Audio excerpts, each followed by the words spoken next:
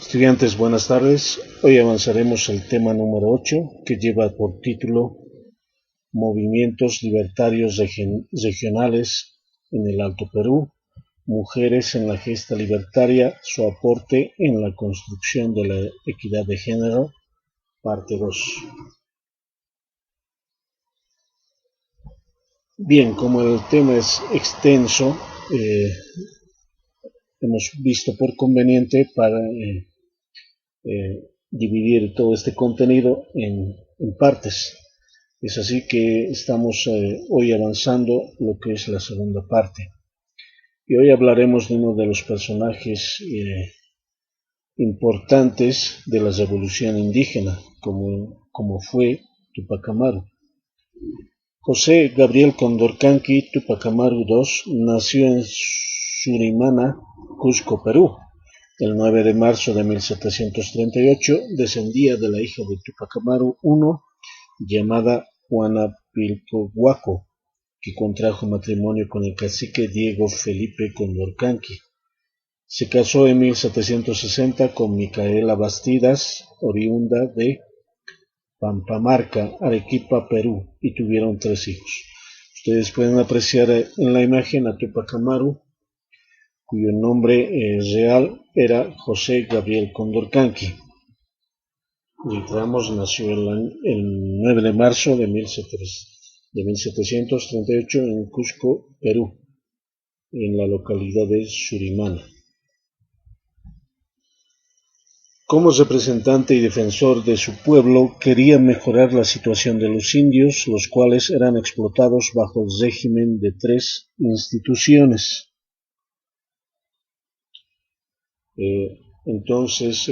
Tupac Amaru, ustedes pueden apreciar en la imagen, era el representante y defensor de su pueblo ante los diferentes tipos de explotación que sufría su gente. Trató de mejorar la situación de su gente y presentó los siguientes reclamos en contra de estos trabajos forzosos, como fue la mita. Es la obligación de ciertas provincias de proporcionar un determinado número de indios para trabajar en las minas y otros servicios considerados de utilidad pública. Bien, la mita, sobre todo la mita minera. Bien, el año tiene, como todos sabemos, 12 meses. ¿Cómo hacían el trabajo de la mita? Los españoles dividían 3 meses, es decir, 4 periodos de tiempo de trabajo diferentes. De una comunidad escogían a los hombres de 18, 20 años para arriba hasta los 50 años con fuerzas para trabajar en las minas. Los reunía y los llevaba a trabajar en las minas por el espacio de 3 meses. Esos 3 meses estaban separados de sus familias, acababan de trabajar esos 3 meses, volvían a su comunidad y de otra comunidad aledaña también escogían a hombres de esa edad con fuerzas para trabajar otros 3 meses y así sucesivamente. Cada 3 meses cambiaban de trabajadores, en este caso de indígenas, que trabajen en la explotación en la mina, sobre todo en lo que es la plata.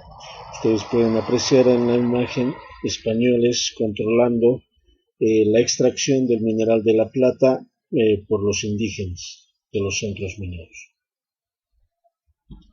Los obrajes, especie de primitivas fábricas textiles donde los indios trabajaban en condiciones penosas.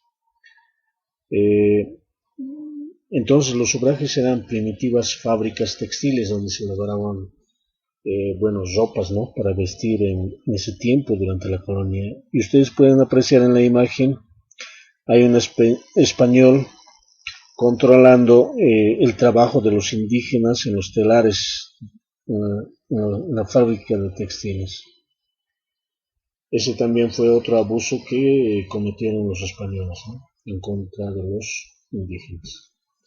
Los repartos forzosos de mercancías que efectuaban los corregidores y en la práctica equivalían a una forma de extorsión.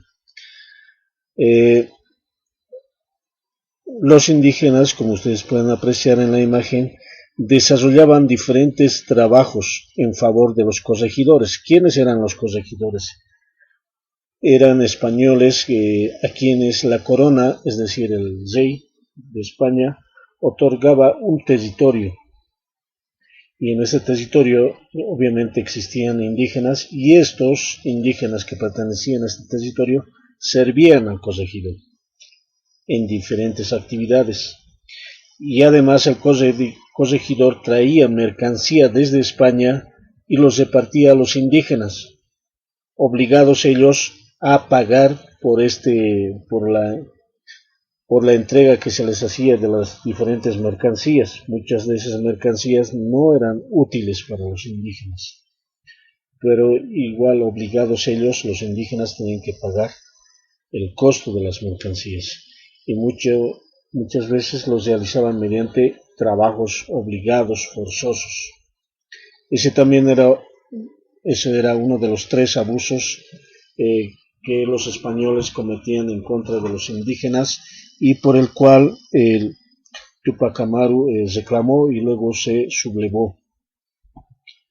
Así, la primera intervención pública de Túpac Amaru tuvo lugar en 1776, cuando protesta ante el corregidor de la provincia de Tinta, y luego ante el cabildo del Cusco por los abusos de funcionarios, y solicita el fin de la mita. Entonces, la primera vez que interviene públicamente Túpac Amaru fue en el año 1776, realiza protestas en contra del corregidor de la provincia de Tinta, y también ante el cabildo de Cusco por los abusos de funcionarios, ¿no? Y solicita además que ya no exista lo que es, o el fin de lo que es de la mita, el trabajo forzoso en las minas por parte de los indígenas. En 1777 presenta ante la Audiencia de Lima 2 solicitudes para que los indios de su provincia fueran exonerados de servir en la mita de Potosí.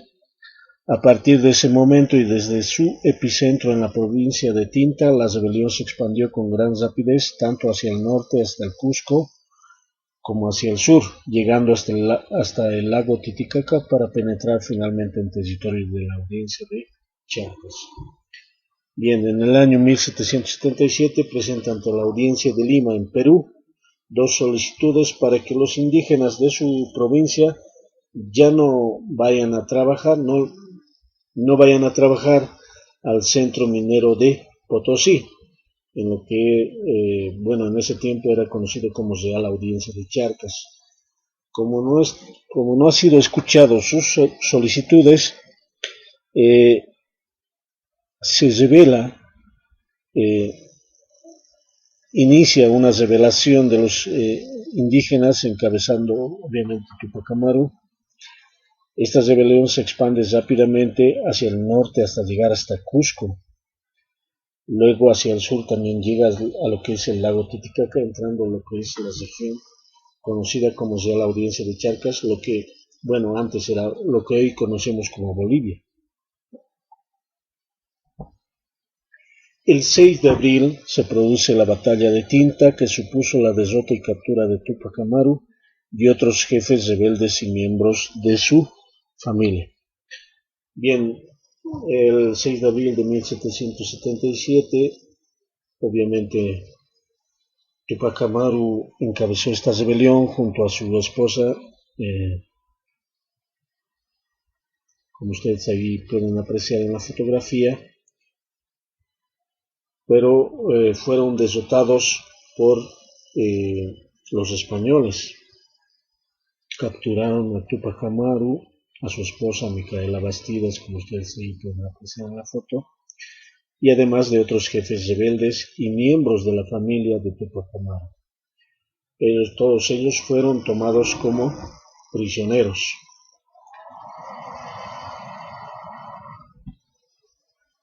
Tras el correspondiente juicio, el visitador José Antonio Areche dictó sentencia el 15 de mayo de 1781, condenando a muerte a José Gabriel, su esposa, sus hijos y otros reos, una sentencia cruel, aunque dictada de acuerdo con las normas de la época. La sentencia se efectuó en la Plaza Mayor del Cusco el viernes 18 de mayo de 1781. Bien, como ya estaban presos Tupac Amaru, Micaela Bastida, su esposa, y obviamente toda su familia y otros jefes indígenas, José Antonio Areche dictó sentencia el 15 de mayo de 1781, condenándolo a él, a toda su familia y a todos los otros reos, es decir, jefes indígenas. Y esta sentencia se ejecutó, como ustedes pueden apreciar en la imagen, en la Plaza Mayor del Cusco el viernes 18 de mayo de 1781. Así acaba la vida de uno de los líderes indígenas que inició lo que son las rebeliones indígenas. Falleció en el año 1781. Bien, así terminamos de explicar esta segunda parte de este tema y nos vemos en la próxima oportunidad. Gracias.